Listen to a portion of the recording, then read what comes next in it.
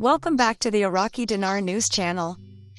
I'm your host, Sophia, and today's update is nothing short of historic. Iraq has officially taken a bold step by replacing the US dollar with gold, yes, real gold, as a strategic reserve. Don't forget to subscribe, like, and comment to stay informed on this major shift in Iraq's monetary policy. Now let's dive deep into this game-changing move by Iraq. In a move that has shocked global markets and rekindled hope in a nation scarred by decades of war, Iraq has begun a bold pivot, trading the US dollar for gold. While whispers of de-dollarization have floated in policy circles for years, Iraq's decisive action has turned whispers into a roar. The Central Bank of Iraq is now placing its trust not in paper promises, but in something far older and more tangible: gold. Gold, timeless, immutable, immune to the whims of central bankers and political unrest, is being embraced by Iraq as a monetary anchor. It's not just a hedge. It's a shield. From petrodollar to golden dinar. For years, Iraq, like many oil-producing nations, functioned within the global petrodollar system, selling oil in US dollars, managing reserves in dollars, and importing in dollars. But the economic storms of the past 2 decades, sanctions, war, inflation, and shifting geopolitical allegiances, have eroded trust in that system. Now, the Central Bank of Iraq is signaling that era may be coming to an end.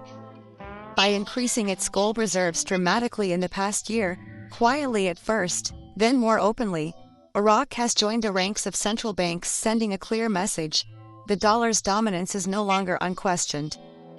Central banks around the world have been on a gold buying spree, with over 1,000 metric tons added to global reserves in the past 12 months alone. Iraq, though less conspicuous than economic giants like China or Russia, has quietly become one of the most aggressive buyers. This will impact the value of the Iraqi dinar in the medium term, and reduce reliance on the dollar, said a senior Iraqi monetary official last month. Markets are beginning to believe him. Gold, Iraq's new foundation for a country rebuilding its economy and credibility on the global stage, gold offers stability that fiat currencies cannot. Unlike the dollar, gold is not subject to inflationary policy or geopolitical leverage. It doesn't require foreign approval. It simply is. In practical terms, Iraq's move means a larger portion of its sovereign reserves are now held in bullion rather than U.S. treasuries. It also means that, for the first time in modern history, Iraq is publicly laying the foundation for a monetary system that could one day rival more established economies. What does this mean for investors? For one, it places the Iraqi dinar under a new light, no longer merely a speculative token for hopeful currency traders, but potentially an asset class tied to real, physical wealth. If Iraq continues down this road, the dinar may start to behave less like a fiat currency and more like a commodity-backed instrument, similar in nature to gold itself. When banks buy gold, people listen. The global financial system may be complex, but one rule holds: when central banks make big moves, the world watches. When they buy gold, it's not because they're betting on a trend, it's because they're hedging against collapse. And make no mistake, they're buying a lot. The question is why? And the answer, increasingly, is fear. Inflation is rising. Geopolitical alliances are fracturing. The dollar, long viewed as the ultimate safe haven, is showing cracks. In this context, Iraq's gold buying binge is not just an economic maneuver, it's a vote of no confidence in the status quo. By aligning itself with gold, Iraq isn't just insulating its economy, it's sending a defiant message: we're done renting stability. We're building our own. A risky bet, or a golden opportunity? Of course, nothing in the financial world is without risk. Iraq's political instability, corruption issues, and dependence on oil revenues remain serious concerns. Critics argue that gold alone cannot fix systemic governance problems or attract foreign capital. But here's the counterpoint: gold doesn't need to fix Iraq. It needs to anchor it. And that's exactly what it's doing. Gold is unprintable, unhackable, and unbreakable.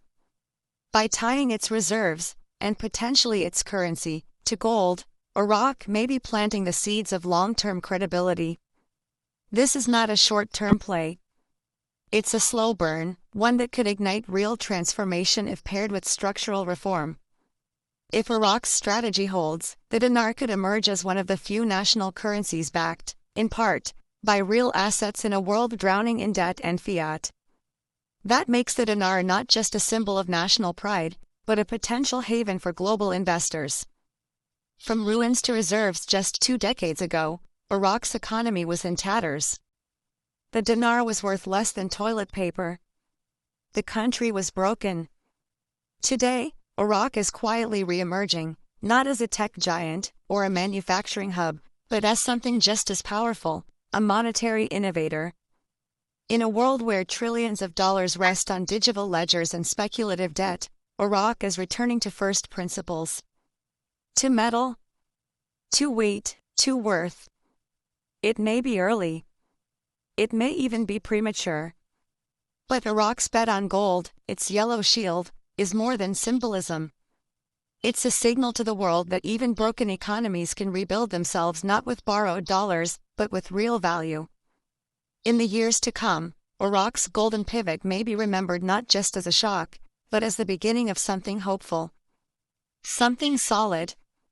Something real. A currency, a country, redeemed in gold. In the end, I will request my friends who are watching me, let's be positive and patient, because patience is the key to success. Please subscribe my channel and support me. You guys have a great day. Thank you.